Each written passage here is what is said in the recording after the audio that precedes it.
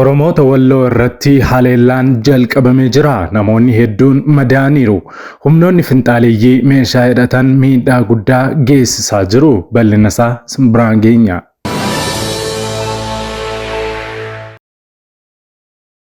Ameerikaan wal waraansi Itoophiyaa keessatti adeemamaa jiru mareen hiikamuu akka qabu akeekkachiifte. Ameerikaa malees namoonni siyaasaa biyya keenya gurguddoon kanneen akka Profeesar Mararaa Guddinaa fi Jawaar Mohammad Faas rakkoon siyaasaa biyya keenya keessatti adeemamaa jiru mareen akka hiikamuu gaafatanii jiru. Bal'ina isaa simbiraan geenya. Qabsoon hidhannootti nama gaggeessu gara hidhannootti nama geessu qabsoo yaadaa gaggeessuudhaaf nama daangessu rakkisaa ta'u yoo jiraate falliif malli gaafa dhabamu namni hidhannoo qabatee bosonatti gala. Waggaa dhibbaa kaasnee wal mormaa jirra, wadaraa jirra.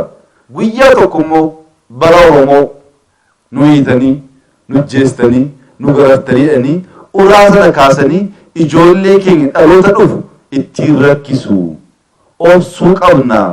Waan yaadnu hunda dubbannee fixachuu hin qabnu. Ambifadhaa jedha jara sabni keenya akkasitti guddisee inneetu cinqabnu. Lakkisaa jira. Teenyaa mari'an, teenyaa soofnu. Rakkoo keenya hiikkan saba kanarraa rakkoo afurru gaafa gallu sirna jiru jijjiiruu dhiisiti eegumsa keenya eegumsa nu eegu jijjiiruu fala ture eegumsa ana eegu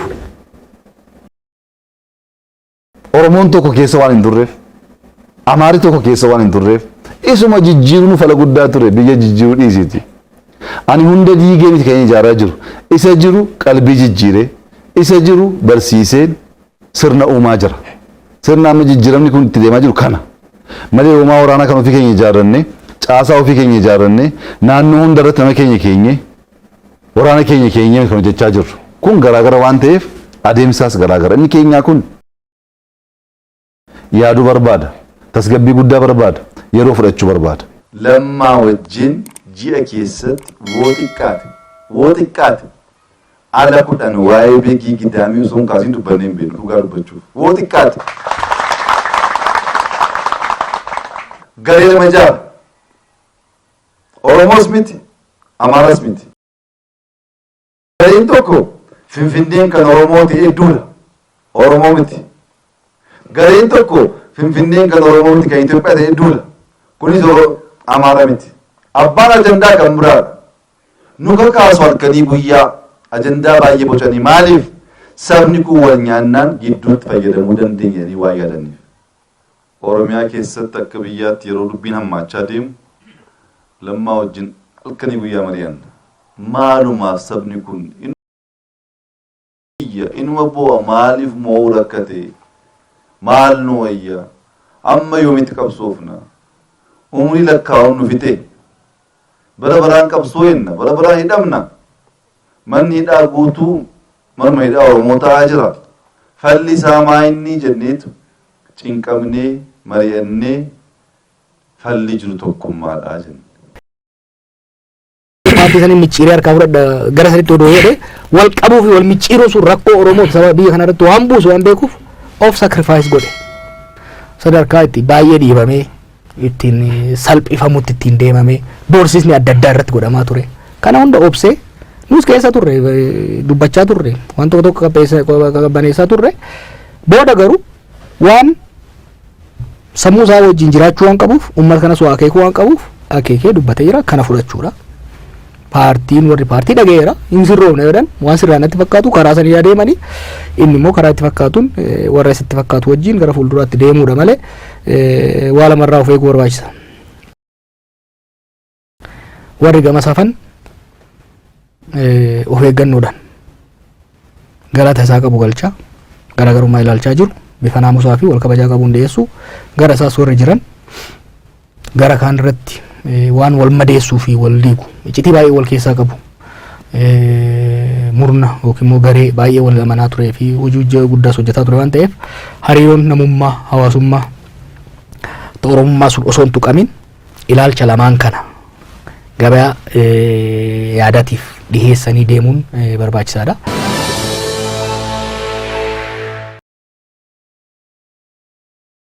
Nagaa fi araarri Kiristoos bakka jirtanitti hunduma keessaniif haa baay'atu. Akkam jirtu daawwattoota Kiristiyaan Miidiyaa. Odeessa wayitaawwaa yeroo kanaaf isiniif qindeeffannee isin biraan ga'uuf qabannee dhiyaanneerra hamma xumura qophii keenyaatti nu wajjin turaan affeerraa keenya. Yeroo jalqabaaf gara chaanaalii keenyaatti kan dabalamtan subscribe gochuudhaan mallattoo beelii sana fuulduratti isinii ba'u saala tokko gadi tuquun ol kan jettu irra kaawwachuudhaan akkasumas like gochuudhaan yaada keessan ammoo saanduqa yaadaa keessatti nuuf barreessuu hin dagatina. Share gochuudhaanis guddina chaanaalii keenyaa keessatti gahee keessan baasiniin jecha karaa fuula websaayitii keenyaa odeeffannoowwan kiristiyaanaa dabalataa barreeffamaa afaan beektan afaan oromootiin akka isin naqqabuuf koomentii jalqabaarra liinkii isinii keenya jiru sana gadi tuquun achiinis maatii taasiniin jenna. Kallattiidhaan gara qophii keenyaatti wal wajjiin hadabarru.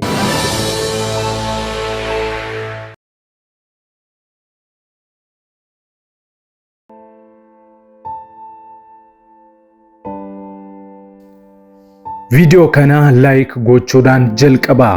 Godina addaa saba Oromoo Walloo Aanaa Harxummaa Fuursee gandoota adda addaa keessatti haleellaan tibbana humnoota finxaaleeyyii faannoo jedhamaniin banamee akka jiru odeeffame. Haleellaa guyyoota 3 darban keessatti raawwatameen namoonni nagaan 10 caalan ajjeefamuu maddeen garasii haasaanii jiru. 20 ol kan ta'an immoo akka madaanis odeeffannee jira. Harxummaa Fuursee ganda Qoreesh jedhamutti guyyoota lamaan dura lola uummataa irratti kan eegalan humnoonni finxaaleeyyii kun guyyaa dheengaddaa aanaa Harxummaa Fuursee iddoowwan Caaccoo, Diidoo, Caffee Biluu fi Caffee Raandoyyaa Qarree Coqorsoo jedhamanitti haleellaa raawwataa oolan jedhu jiraattonni. Haleellaa guyyaa dheengaddaa kanaan Aliyyi Adam ganda Garboota irraa Adam Umar ganda Hulaa irraa warra ajjeefaman ta'uunis ibsameera. Namoota madaa'an keessaa immoo Ahmed Adam, Siraaj Adam, Hasan Rikash, Aliyyi Ahmaduu fi shamarreen maqaan ishee adda hin baane ganda Cirrii kan taate warra madaa'an keessatti akka argaman ibsameera. Haleellaa tibbanaa guyyoota 3 oliif walitti fufee humnoota kanneeniin raawwatamaa jiru kanaan walumaa galatti namoonni nagaan 10 caalan yoo ajjeefaman 20tti kan dhiyaatan immoo madaa'uu OMN beeksisee jira. Guyyaa kaleessaas kallattii 3 makkannaa iddoo Horaa jedhamuu fi Jillee karraa Diriiciin humnoonni kun uummata irratti lola bananii jiraachuu jiraattonni himaniiru. Uummata Oromoo Walloo dadhabsiisanii buqqisuuf kallattii jijjiiru humnoonni kun lola walitti fufaa taasisaa jirus jedhamee jira. Lola uummata naannichaa irratti baname kana humnoonni mootummaa maaliif tasgabbeessuu hin dandeenye gaaffii jedhu gaafachuuf itti aanaa bulchaa godina addaa saba Oromoo Walloo Obbo Alii Muhammadiif irra deddeebiin bilbillus argachuu hin dandeenye jechuudhaan OMN gabaasee jira.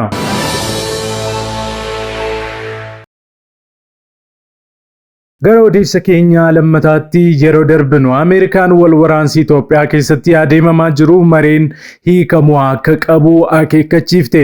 Imbaasiin Ameerikaa ibsaa kenneen mootummaan Itoophiyaa qaamolee mufatanii hidhatanii biyya keessatti argaman wajjin maree akka taasisuu qabu beeksifte.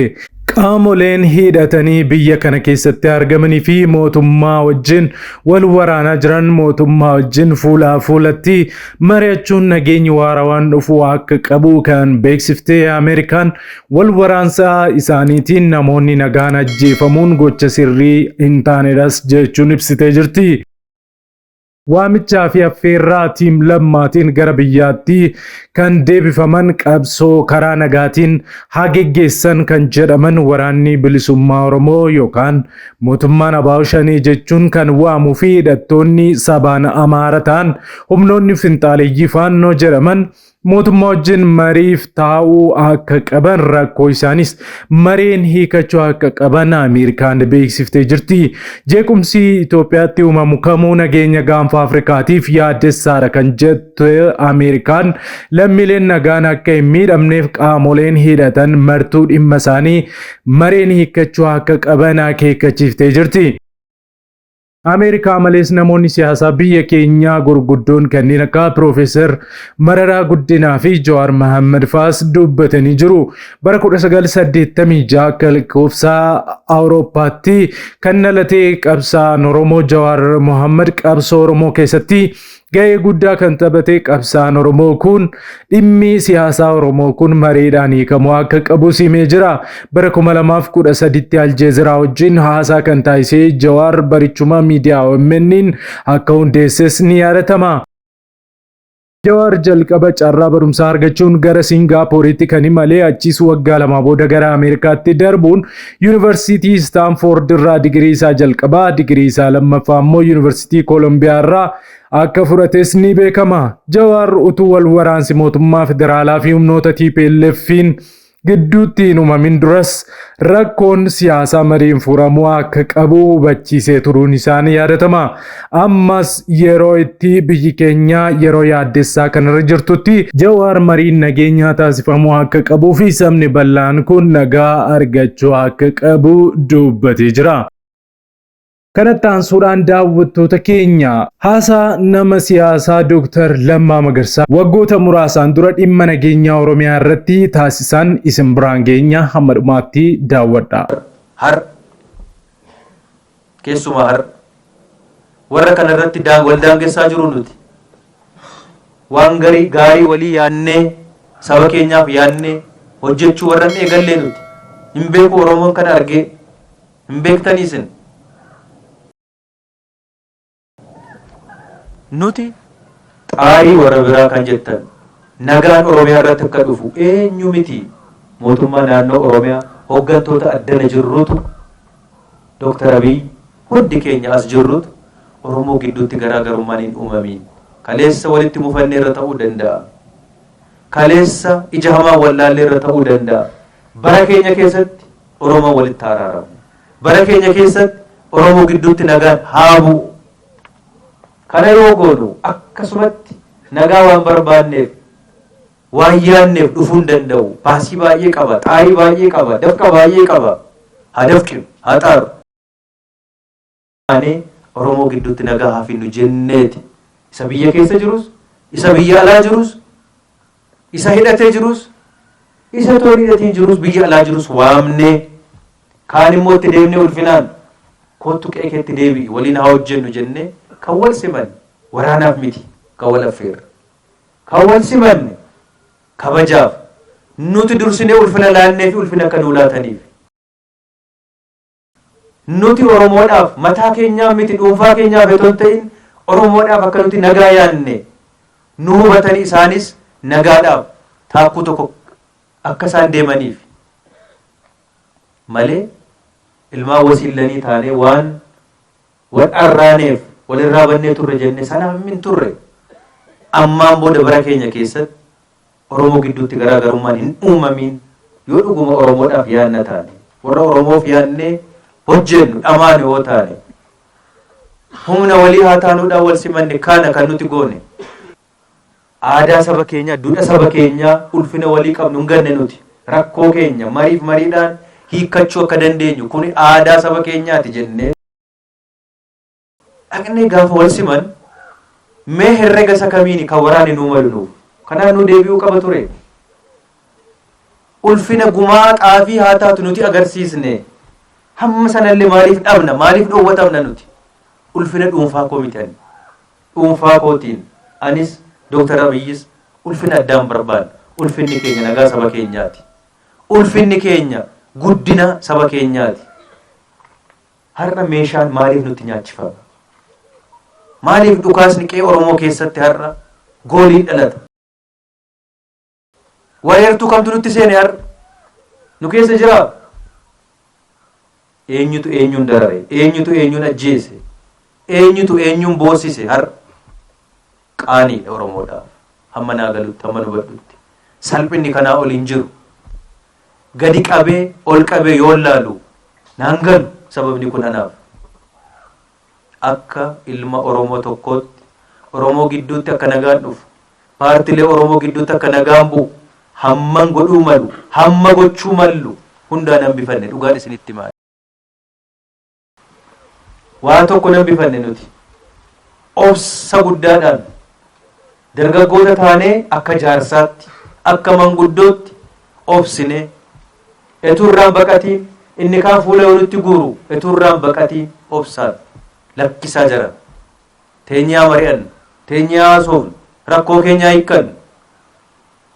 Saba kanarraa rakkoo afurru yeroo nu ittiin jedhin hin jiru.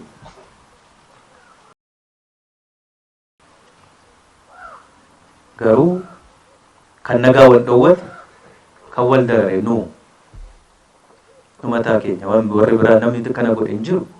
Cubbuun nutti dhufe hin jiru. Akka kaleessa warra abbaa baluutu akkas nu godhe jennee komannu illee hin jiru.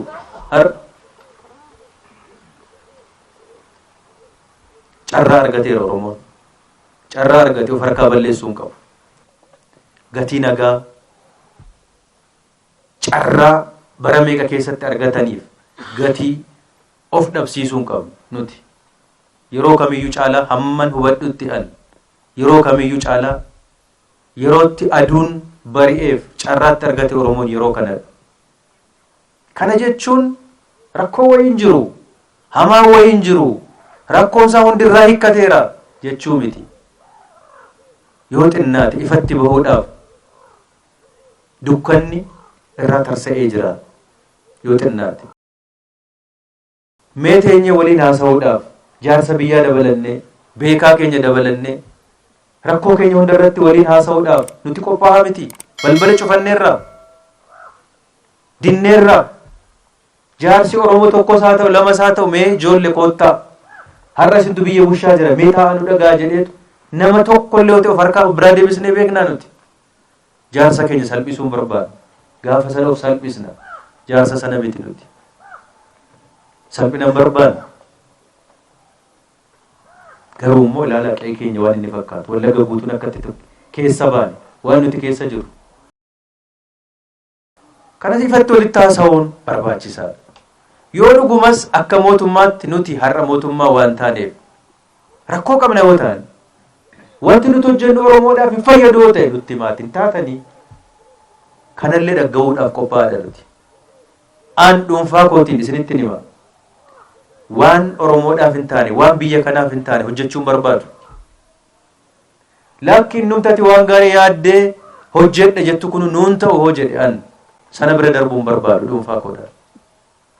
Garuu yoo walii galle, yoo wal gorfan, yoo wal dhageenya, yoo kabajaa ulfina walii ilaalle waan nuti hojjetiin hin jiru. Yeroo gabaabaa keessatti jijjiiramni kun kan inni itti dhufe icciitiin isaa waan afaan tokko dubbanneef. Waan afaan tokko dubbanneef onnee tokko qabaanne waan wal bira dhaabanneef waa biraan sa'inaa. Kun yoo barnoota nuun taane, yoo muuxannoo nuun taane kamtu barnoota nuun ta'a. Gaafa wal bira dhaabatan, gaafa wal kabajan, gaafa wal dhagaanii waliin hojjetan maal diiguun akka danda'amu arginee jirra nuti. Muuxannoo addunyaa miti qe'ee keenya keessatti agarre. Waan xixinnaa amma nuti karaa qotanii, lafa qotanii daandii baasu, lafa qotanii aramachuu, facaafachuun gaafa wal dhageenyeef wal bira dhaabbanne waan nuti ittiin hojjenneef hin jiru. Sammuu qabna akka ilma nama warra yaadu, warra hojjetu, warra hojjennee jijjiirama fiduu dandeenyu. Ilmaan akkasii qaba Oromoo, beekaa akkasii qaba. Taa'anii waliin haasa'u, wal mari'achuu, wal dhagahuu, kanan nu baasa, kun nun baasu. Kanan nu fayyada, kun nun fayyadu, kun nun malu. Waliin jechuutu nama guddisa, nama jijjiira. Qaroominaa fi beekaa nama taasisa malee wal tuffachuun nama hin taasisu. Wal tuffiidhaan kabaja ofitti fiduun hin danda'amu. Kabajni koo narka jira.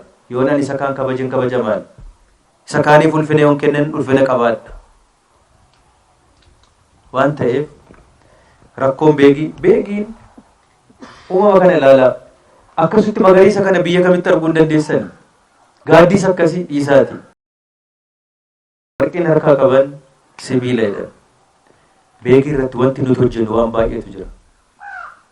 Oromiyaadhaaf balbala addunyaatti nu baasu qabaachuu qabna nuti. Waa biraaf miti hojjechuudhaaf nagadaaf balballi addunyaatti nu baasu keessaa tokko karaa beegiiti. Sudaanitti kan nu baasuu danda'u, kan nuti hojjechuu dandeenyu.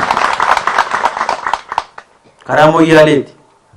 Kan inni rakkatu bar asiin daangaa irratti kan wal waraanaa jiru balbala addunyaa qabaachuudhaafi kan addunyaatti isa maqu addunyaan itti seenee inni addunyaatti seenee nagaduudhaaf daldaluudhaaf wanti hojjetamuu danda'u asitti qabeenya guddaa jira baay'eetu jira. Meeqa keenya keessatti Wallagga keessatti nagaa hafinnuti hojii misoomaa hojjetamu agartu. Hojjenne irra kana keessa teenye mandii irratti hospitaala hojjenne irra waggaa tokko qaaqee irratti hojjenne irra hin beektu. Gidaamii irratti hojjenne hospitaala har'a uummata dhukkubsateef yaala laachuu danda'u sababa rakkina kanaan itoo hojiin jalqabiin taa'ee jira. Hospitaalli Dammi Doolloo maqaa qabu bara meeqaaf ture ona har'a hospitaala miti. Magaalaa Naqamtee dabalatee maaltu jira? Eessa dhaabatee hojjeta namni akkamitti hojjeta? Nutu rakkina kana ofitti fidaa jira. Eenyullee yoo dhufe boru waan inni gadi nu roobsuu danda'u hin jiru. Hojjenne hojjechuudhaaf carraa argachuudha, hiree argachuudha inni guddaa. Kanaaf wal gargaarree nagaadhaaf haa hojjennu. Nagaa keenya erga xumuranne hiikkanne Waaqayyoos nu gargaaree Oromoo gidduutti nagaan bu'ee walii galee isa dhumaaf rakkoo isaa hiikkatee yoo jedhe misooma hojjenne humna baay'ee jira Oromiyaa keessa.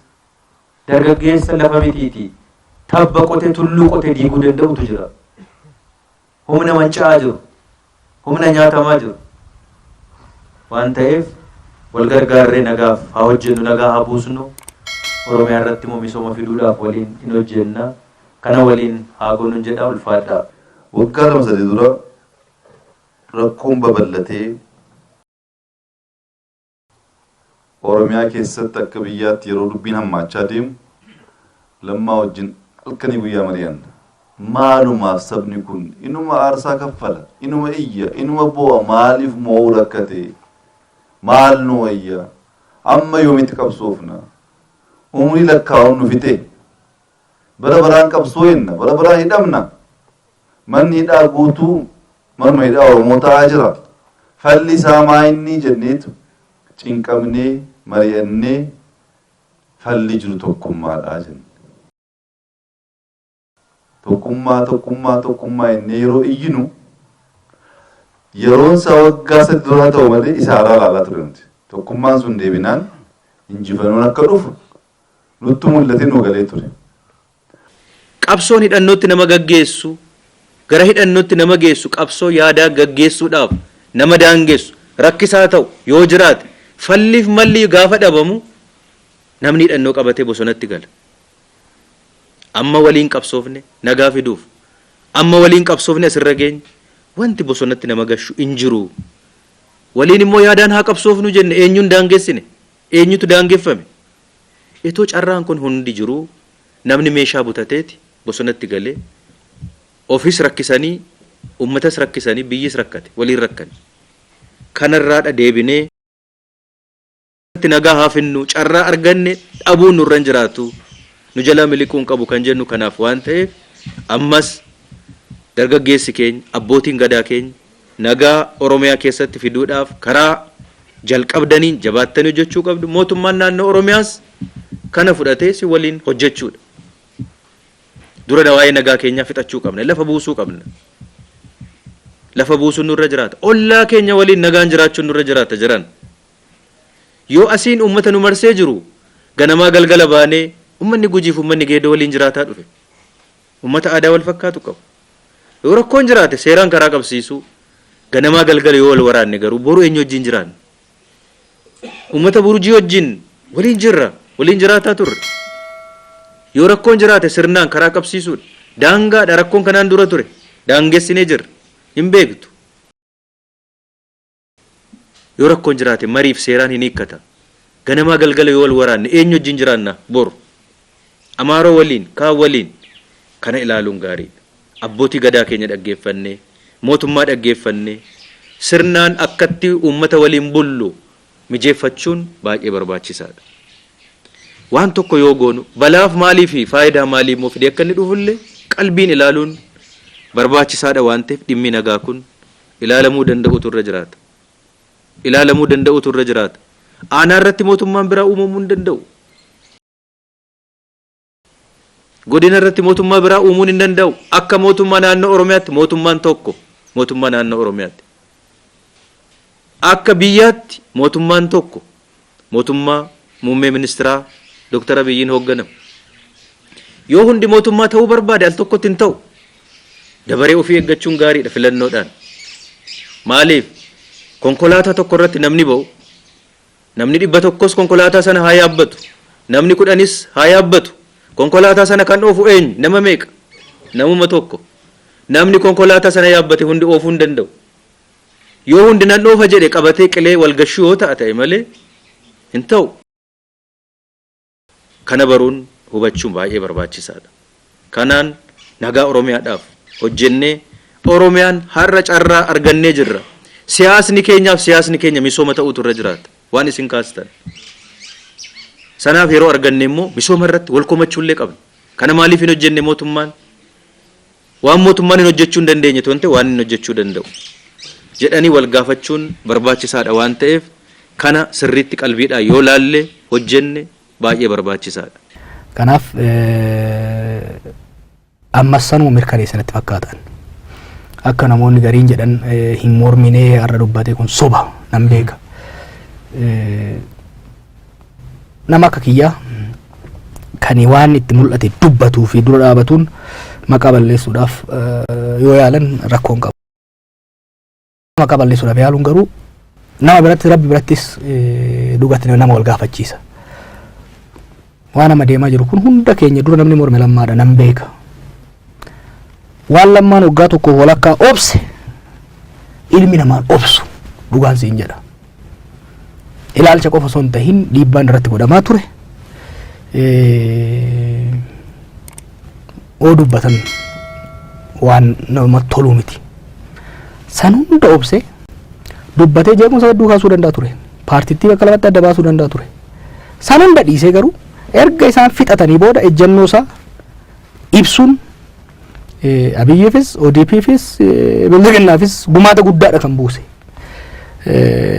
Nama bilchina guddaa qabu, nama obsa guddaa qabu, sabboonummaa qofa osoo hin ta'in jaalala namummaa guddaa qabu.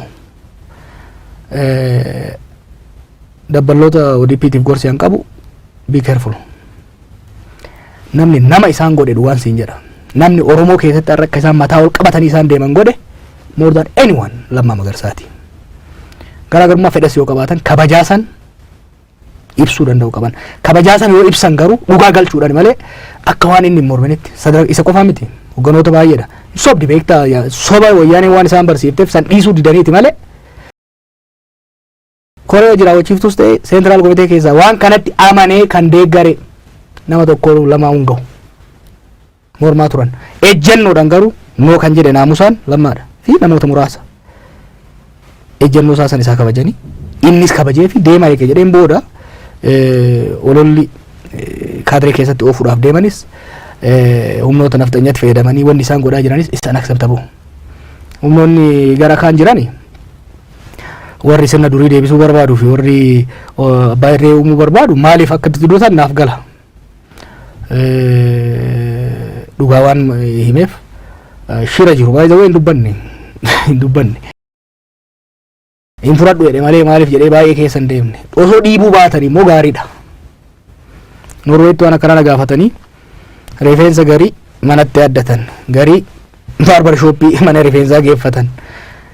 Rifeensa baay'ee manumatti odoo haadabee gaariidha. Garii baasuun hin barbaachisu. Maaliif obboleeyyanuma waan taaneef. Kanaaf ejjennoo fudhateera. Anaaf haaraa miti. Hoggansa Oromoo waliigalaatiif haaraa miti. Waan nama miidheessu waan qabu natti fakkaatu dhugaa dubbanna. Isaan General Assembly godhatan yookiin immoo yaa'ii erga isaan godhatanii booddee erga isaan dhaaba dhaabbatanii booddee jeequu danda'a ture yaa'ii irra dhaqee adda facaasuu danda'a ture. Haa godhatanii jaallan qabsooti ilaalchi kun hin ta'e jedhan haa deemanii. Ani immoo ilaalchi biraa qabadheen uummatatti makama jedhee eeganii tarkaanfii fudhatee booddee kabajuu fi qaban malee gara ololaatti deemuun gonkumaa sirrii miti. Gara fuulduraa maal godhaa isatu beeka isatu murteeffata. Garuu akka diinonni Oromoo jedhanitti seenaan Lammaa Magarsaa asitti waan dhaabatu natti fakkaatu. shoorri inni uummata kanaaf godhus asirratti waan dhaabatu natti fakkaatu. Gara fuulduras muuxannoo inni qabuun cimina isa qabuun gara fuulduras uummata kana tajaajilu waan itti fufu natti fakkaata. Dhaamseen uummata duratti isaa dhaamus uummata kana dirreetti hin dhiisin. Waan dandeessuun waan beektuun karaa natti fakkaata jettuun jaarmaa natti fakkaatu jettuun beekumsi kee muuxannoon ejjannoon kee saba kanaaf gara fuulduras hin barbaachisaa itti fufi kan jedhudha. Gama kan biraatiin amma tarkaanfii isaanii yookaan ejjennoo isaanii kana yeroo isaa kan eeggate miti qaamoleen jedhan jiru. Dursee beeksisuu ture obbo Lammaan dursanii beeksisuu ture. Sababni isaas obbo Lammaan nama uummanni ilaalaa tureef amanee amanaas itti kennatee wajjiniin socho'aa ture waan ta'eef amma erga wanti hundumtuu dhume booda waan kana gadi baasuun isaanii sirrii miti yoo jedhanis jiru. Hawaasuma keessaas maal jettati kanarratti? Naagala maaliif akka jedhan? Bilchinni Lammaa immoo sanii madaalama. Nama ofittoo akka hin taane. Akka namni yaaduudhaaf inni baay'ee walitti hin dhiyaannu akka namaatti. Jara kaayina walitti dhiyaadha namaanis yoo ta'e. Fagoorraa garuu waan isa keessatti argin qaban ture. Nama ofittoo selfish akka hin taane. Nama miiraan deemu akka hin taane irra deebi'ee mirkaneesse. Akka namoonni jedhanitti dursee osoo dubbatee jiraate dubbateera baay'isawwee. Hoggan wajjin abiyyi wajjinis marii guddaatu godhamaa ture kun waan dhoksaatii miti anis waanan beekuudha. Wantoonni Lammaa Magarsaatiin isina biraatiin malle baay'een godhamaa turanii obseeti kan darbe. Maaliif sagaleen isaa maal jechuu akka ta'e paartii isaatiifis jaallan wajjin qabsaa'aa tureefis uummata Oromootiifis Itoophiyaafis inni waa dubbachuu maal jechuu akka ta'e waan beekuuf toltuu fi hamtuu dhufu madaalee waan deeme natti fakkaata. Dhumarratti garuu ifa ture. Ifa ture. Abiyyi Itoophiyaadhaaf fi paartiif isaaf waan ta'u maal akka ta'e lafa kaa'ee deemaa jira. Fi warri wajjin jiru noo jedhanii jiru. Wal dura dhaabbannaa bifa kamiiti? Wal qabanii wal kuffisuu wayyamoo haa deemu mootara uummanni haa murteessutti deemuun kami kan jedhu laalee obsa guddaa akkuma siin jedhu obsa guddaa cimina bilchina nama kanaa waan agarsiisu natti fakkaata. Rakkoon adda addaa uumamuu danda'a jedhee waan yaadeef maturity guddaa wisdom guddaa agarsiiseeti. Ammallee ani miidhaa guddaa waan uume natti fakkaatu. Ejjennoo fudhateera. Ejjennoo qabu san himeera. Himuu dura garuu wayi waateera beektaa. Baay'ee wayi waate. Ani namoonni amma paartii keessa jiran haqa jallisanii sarpiraayiz na godhu. Baay'ee wayi waate. Dhuunfaadhaan waan gruupii xixiqqaadhaan baay'ee kan dubbate. Central Committee irratti hin dubbanneedhaan sirriitti kan dubbate. Kan Ihaadeeg irratti dubbateera. Garuu okay uffadhaa jedhee General Assembly hin dhaqne yaa'ii hin dhaqne. Booda isin deemadhaa jedhee ejjennoo isaa uummatatti hime. Selfish ta'uu dhabuu isaati kan agarsiisu. Odoo dantaa ofii ilaallate. Paartii san irratti wal qabnee paartii san micciiree harkaa fudhadha gara sanitti odoo jedhee wal qabuu fi wal micciiruu sun rakkoo Oromoo saba biyya kana irratti waan buusu waan beekuuf of sacrifice godhe. Sadarkaa itti baay'ee dhiibamee ittiin salphifamutti ittiin deemamee doorsisni adda addaa irratti godhamaa ture. Kana hunda obsee nus keessa turre dubbachaa turre waan tokko qabbaneessaa turre booda garuu waan sammuu isaa wajjin jiraachuu waan qabuuf uummata kanas waa akeekuu waan qabuuf akeekee dubbatee jira kana fudhachuudha. Paartiin warri paartii dhageera hin sirroofne jedhan waan sirraa natti fakkaatu karaa sanii adeemanii inni immoo karaa itti fakkaatuun warra isitti fakkaatu wajjin gara fuulduraatti deemuudha malee waa lamarraa of eeguu barbaachisa. Warri gama safan of eeggannoodhaan galata isaa qabu galchaa garaagarummaa ilaalchaa jiru bifa naamusaa fi wal kabajaa qabuun dhiyeessu gara isaas warri jiran gara kaan irratti waan wal madeessuu fi wal diigu iccitii baay'ee wal keessaa qabu murna yookiin immoo garee baay'ee wal amanaa turee fi hojii guddaas hojjetaa ture waan ta'eef hariiroon namummaa hawaasummaa Oromummaa sun osoo hin tuqamin ilaalcha lamaan kana gabaa yaadatiif dhiheessanii deemuun barbaachisaadha. Akka yaadutti immoo jara lachuu waan hin beekuuf gara walitti bu'iinsa hamaatitti hin deemu nullee itti hin dhiifnu garasitti hin deemamu jarruu lachuu waan kana hooggananii deemu kanumaan deemuutu gaarii natti fakkaata. dhimma obboleemmaa kana keessaa osoo hin bahin ejjennoo isaanii kana miidiyaatti ibsanii bariisaa yookaan guyyaa lammataa natti fakkaata jila tokko qabatanii gara Ameerikaatti imalanii Ameerikaatti simannaa ajaa'ibaatu taasifameef obboleemmaadhaaf Ameerikaan maal hojjetaa jirti? Waan hojjetaa jirtu siitu beeka garuu annan gammade waan biyya isaa keessatti saba isaa keessatti isaaf malee hin argatin waan galchaniif biyya itti guddaa dhangalateeffadha.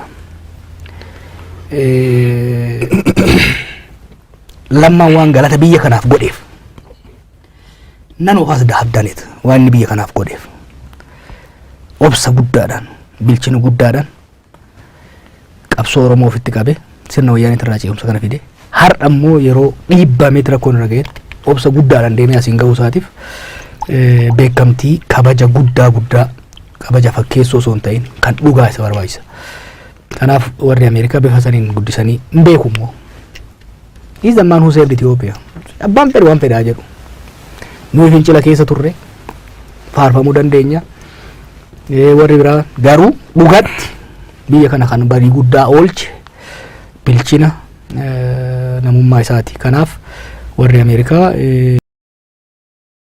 waan san hubataniiti malee ministeera ittisaa biyya kamiitiif waan akkanaa hoggaa godhan argee hin beeku. Sanuma hamilee isaa eeguudhaaf waan godhanii fi dinqisiifannaa isaa qaban agarsiisuudhaaf waan godhanitti fakkaata. Kanaan nan galateeffadha. Oromoon keessattuu Oromoon naannoo kanaa safuu nu barsiise. Qaanii nu barsiise. Hin yaadatu manni beekii yoo dubbatti illee fixattee hin dubbatin jedha. Hambifadhu jedha. Waa hunda dubbachuun waa hunda bakkee baasuun yeroo ijoollummaatti dhaggeeffannu nuun galu ture. Booddee dubbisaa gaafa deemnu garuu abjuuf mul'ata Waaqayyoon sii kenneeyyuu abbaa keetti madhu malee obboleewwan keetti hoomatte inaafii kaasuu danda'a. Abjuu mul'ata kee hunda bakka deemteetti himachuun hin ta'u. Walakkaa himatteetu walakkaa dhokfatta. Maaliif abjuun mul'an si eegee si gargaarus jira diinas immoo sitti uummata. Diina fagoo miti obboleessa. Jaarsichatu mucaa qaba. Mucaa dargaggoo. Mucaan isaa sun guddatee ga'ee fi hojii naa hojjeta jedhee abbaan eeggachaa jiru. Mucaan guyyaan waan xiqqootiin hin aara gaafa aarummoo nama arrabsaa meeshaa cabsaa waa hunda jeeqa. Aariin isaa kun darbee osoo ta'e rakkoon qabu. Guyyaatti ala kudhan ala 20 aareetu nama arrabsa nama cabsa. Abbaan booddee rakkateetu gabaabee mismaara baay'ee bitee fite. Yaa mucaa koo gaafa aartu meeshaa sin cabsin nama sin arrabsin muka wayii qabu muka guddaa akkasii qe'ee isaanii keessatti bakkee ba'iitti gaafa tokko aartu mismaara tokko dha'iitti deebi'eedha. Guyyaa jalqabaa mismaara 30 yeroo 30 aaree jechuudha.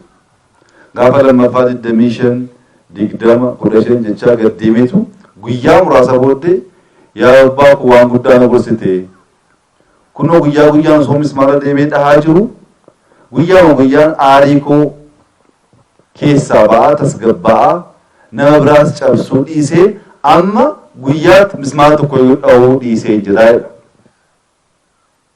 Abbaan nama bilchaata waan ta'eef kun gaariidha garuu guutuu akkasii ta'uu fi amma immoo guyyaan deemiti isa rukutte sana buqqisiidha. Rukutuun salphaadha. Buqqisuun immoo beektu rakkisaadha. Guyyaan osoo buqqisuu yeroo dheeraa booddee fixeetu abbaa koo fixee hin jira buqqisee kana booddee yoon aarii koo akka ittiin of tasgabbeessu baree hin jira nama sin tuqu meeshaa sin cabsu jijjiiramee hin jira ulfaadhu baakoedha. Abbaan isaa iddoo kan mukicha buute nageessee gaafa muka bira deemani mukichi uramaa duwwaa mismaara keessa galee bahee urameera.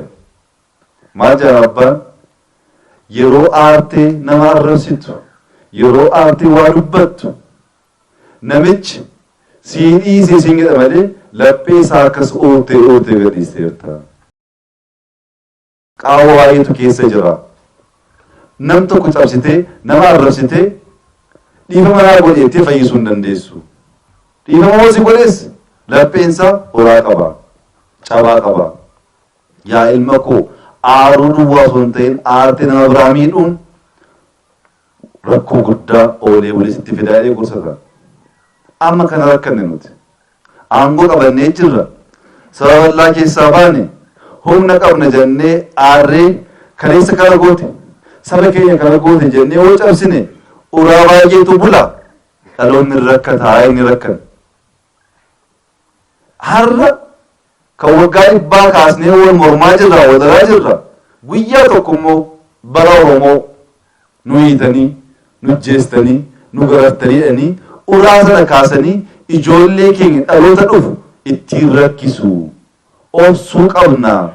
Waan yaadnu hunda dubbannee fixachuu hin qabnu. Ambifadhaa jedha sabni keenya akkasitti guddisee inneetu. Abaluu hiiktan baay'een gammadee inni obboleessi kuachi. Oromiyaa keessaa nama hidhamee ture 30,000 ol 35 fakkaata lakkoofsa. Hin hiikne nuti. Maaliif hin beenna waan saba irratti gahaa ture waan beennuuf. Gaafa achi baanoo mana hidhaa amma mootummaan federaalaa bulchu Oromoon baay'ee hidhamu duwwaa osoo hin ta'in innumti hidhamuyyuu akka barbaade gaafatama waan barbaade nyaata. Nuti har'a nama hin garafnu qeensan buqqisnu. Maaliif? Mismaarri sun oolee bulee qaawwaa uumuu danda'uuf waan gadhee gochuun sirrii miti jennee waan amannuuf. Wallaalee miti. Isa borii yaadaa goona. Maaliif? Isa borii ilaalaa waan jirruuf.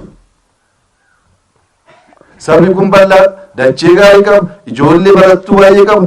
Tokkummaan isaa eegamee jennaan, wal hubatee jennaan, wal caqasee jennaan, fagoo deemuu akka danda'u, of jijjiiree kan biraa jijjiiruu akka danda'u. Amma diinni maal jedha?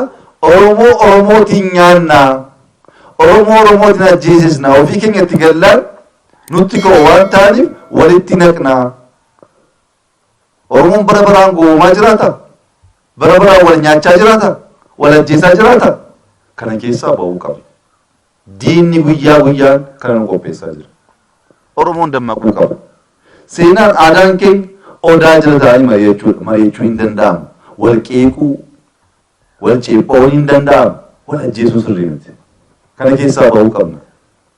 Duubatti hafummaadha. Durumaa gaafa awwala sirni biraa saba kana diigu humnaan miti kan diige tokkummaa keenya diige. Naannoo nu qoodee tokkummaa keenya diigeetu kunoo jaarraa tokko waan taane isinuu beektu. Kan sabni hubachuu qabu kana booddee carraa arganne dhabnee jennaan garbummaan isheen kaleessaa salphaadha. Kan ammaatee dhufa maaliif saba dammaqe waan ta'eef deebi'ee ka'uu danda'a jedhanii waan yaadaniif carraan kun darbee jennaan waan hammaataa dhufa. Nuti waa'ee naangoo nuun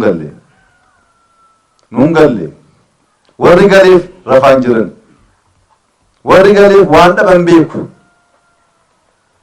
hiikuu fi duwwaa miti isa mul'atu duwwaa miti waan hin mul'anne waa baay'eetu jira. Nuti sabni keenya akka hubatu kan barbaadu har'as kun waggaa tokko tafe filannoon Oromoon nuun fayyaddan isin ga'a jennaan akkuma lammaan kaase gammachuu guddaadhaan maaltu tafa umurii keenya yoo fidne inni kaan eessaa baanee inni kaan ofii jalli kun Oromoo dhaayuu jedha Oromoof waggaa keenya umurii keenya fidnee qabsoofnee kaane sirrii miti wanta akkasii. Qeequun yaadaan wal mormuun jiraachuu danda'a. Sadarkaa kanatti wal jibbaa deemuun rakkoo waan ta'uuf sabni hubachuu qaba. Oromoon Oromoo nyaachuu hin qabu. Safuuf qaanii aadaa keenyas dagachuu hin qabu. As dhufuu keenyaaf galan nu barbaachisu ani baay'een gammada as dhufuu koo. Isin wajjin mari'achuu koo waan isaa beeku maangoon yeroon isaan jiru wayii soo maangoon fa'aa bu'ee akka durii sana maangoo nyaachaa taphatanii baay'een gammada dhugaa dubbachuuf. Carraa akkasii argadhee deebi'ee isin arguun waan guddaadha. Baay'een gammada yeroo dhufuu koos baay'een gammada har'as baay'een gammada boriif taasitti fufa. lammaa wajjin ji'a keessatti wooxiqqaate ala kudhan waa'ee beekii gidaamii osoo hin kaasin dubbannee hin beeknu dhugaa dubbachuuf wooxiqqaate. Maal nurraa qabdu dubbattuu jettani hin nyaanne ka harka keessan itti guddanne waan ta'eef yeroo beekii akkas ture yeroo ijoollummaa akkas ture inni kaasna inni kaan waafe. Misoom amma ta'e wanti jijjiirame jira. Kana caalaa deemuu qabna dhugaadha. Aspaaltii ta'uu qaba. Eerpoortiin keenya hojii argamuu qaba. Jireenyi keenya fooyya'uu qaba. Dargaggoon keenya dabalatee hojii argachuu qaba. Dhugaadha. Isaaf qabsoofna. Keessattuu jallisiidhaan qonna keenya hammeeyyeessinee gabaatti baasuun carraa harkatti qabnu waan ta'eef ta'uudha waan maluudha. Ta'uus qaba. Garuu wal komachuu dhageenye irra ji'a godhan keessatti warri waggaa 20 ol tureeyyuu rakkoo uummata isaanii amma wallaggaan keenya hiikanii finne yoo kan Oromiyaa akkamitti waggaa tokkotti eegdan waggaa dhufu sin eeginaa. Garuu nuyi siyaasa Oromoo daldalaaf irraa buufachuuf fayyadamu Oromoon hin miidhamu. Halkanii guyyaa hojjenna fedhiif kaayyoon keenya saba jijjiiruudha. Osoo kana gochaa jiru hanqinni jiraannaan isin hubachuu qabdu. Maaliif Oromoon bal'aa waan ta'eef. Oromoo jijjiiruu waan salphaa miti. Booranni fedhii biraa qaba, Gujiin fedhii biraa qaba, Harargeen fedhii biraa qaba, Wallaggi fedhii biraa qaba, Jimmi kan biraa qaba. Kana hunda gammachiisuuf gaaffii isaa waggaa 100 waggaa tokkotti dhiisaati waggaa 20tti deebisuu rakkisaa. Hin hojjennaa guyyaa oolmaa keenya yeroo qorannus saba keenyaaf maal finnee midhaaruu yaalla. Rakkichi maayinni bishaan guddaa keessatti maankaadhaan waan xiqqoo tokko gaafa xabbootan mul'attu. Dachii bal'aa saba bal'aa kana keessatti hospitaala tokko hospitaala lama hojjechuu homaa gatiin qabu. Fedhiin jiru isaa waan ta'eef Oromoon tokkummaa isaa eeguu qaba. Tasgabbaa'uu qaba. Mari'achuu qaba. Bakka hanqinni jiraatetti immoo taa'ee mari'achuu qaba.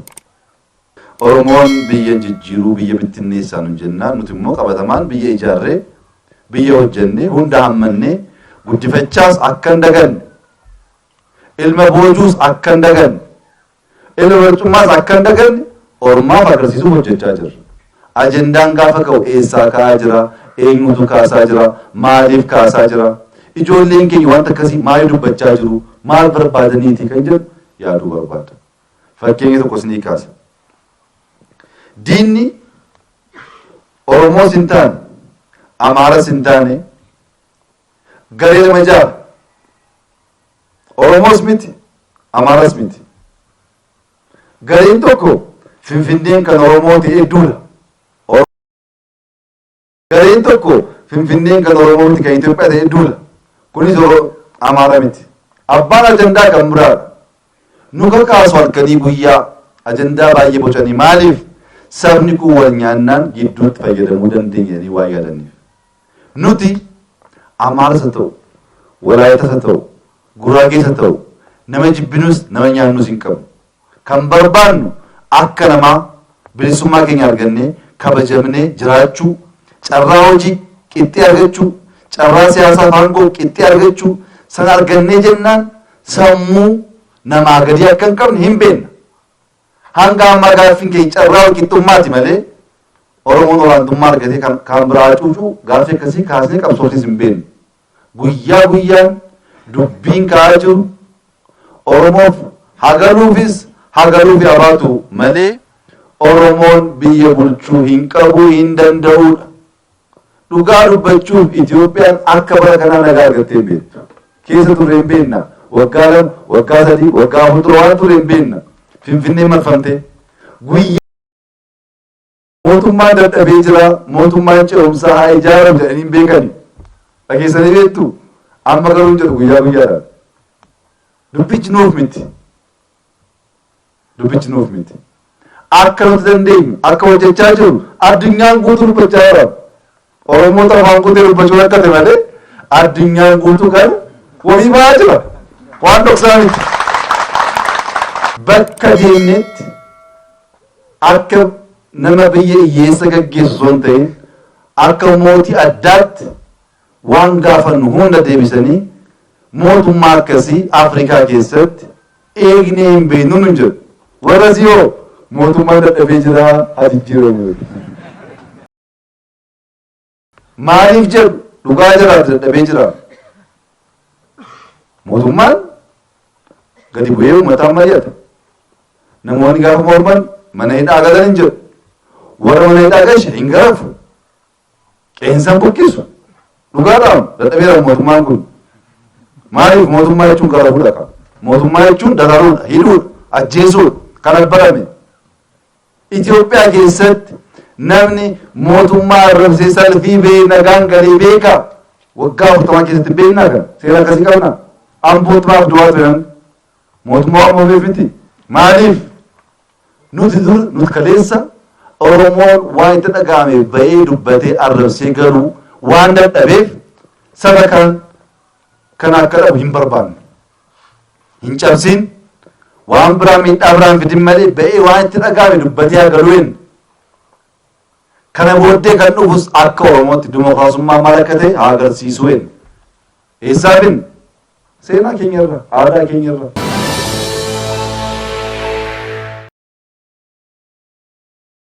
Waggoota dheeraadhaaf kiristaanonni miidiyaalee ittiin sagalee isaanii ibsatan dhabuun rakkataa turaniiru. Bari'uun waan hin oolleef maarree kunoo Kiristiyaan miidiyaa sagalee nuuf ta'aa jira. Kanaaf miidiyaa haqaa odeeffannoo dhugaadhaaf wayitaawaa yuutuubii Kiristaan Miidiyaa subscribe, like, share godhaa. warra sagalee dhabaniif sagalee ni taana. Yesuus fayyisaadha. Egaan daawwattoota Kiristiyaan miidiyaa qophiin yeroo kanaaf siniif qindeeffannee kanneen hanga ammaatti daawwattanidha. Yeroo jalqabaaf yookaan qophii keenya walakkaatti gara chaanaalii keenyaatti kan dabalamtan subscribe gochuudhaan mallattoo beelii sana fuulduratti sinii ba'u ala tokko gadi tuquun ol kan jettu irra kaawwachuu akkasumas like share gochuun saanduqa yaadaa keessatti immoo yaada keessan nu kaa'uu hin dagatina.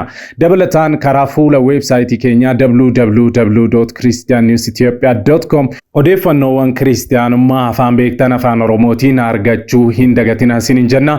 Liinkii isaa koomentii jalqabaarra isinii keenya. Sa'aatii muraasaa booddee odeeffannoo haaraaf gara biraatiin amma deebinee ol arginutti turtii gaarii isiniif haa ta'u nagaan tura.